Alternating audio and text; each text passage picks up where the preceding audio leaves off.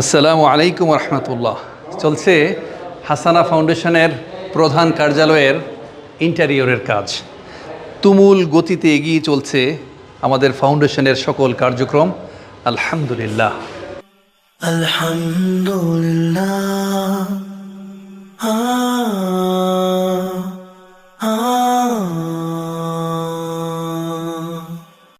By this time শেষ হয়ে গেল আমাদের নিয়োগ পরীক্ষা। নিয়োগ পরীক্ষার কার্যক্রম আজকে সম্পন্ন হয়েছে। আশা করছি আলহামদুলিল্লাহ আমরা নেক্সট উইকের মধ্যেই তারা প্রত্যেকেই তাদের দায়িত্ব বুঝে নেবেন, তাদের কাজকর্ম শুরু করবেন।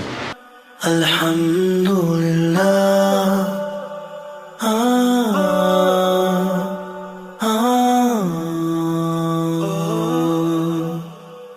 I thank you, Allah.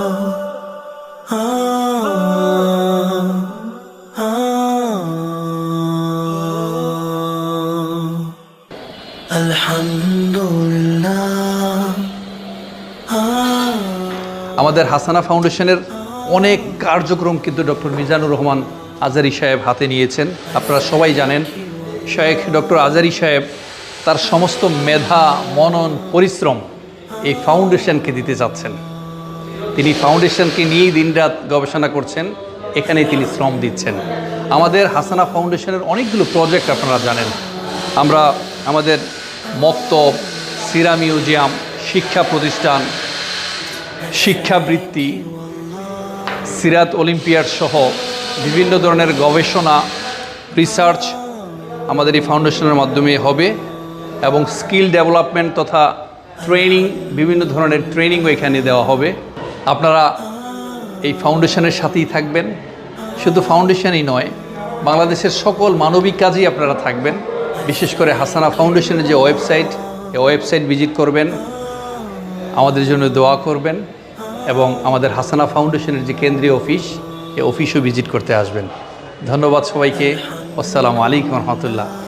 আলহামদুলিল্লাহ।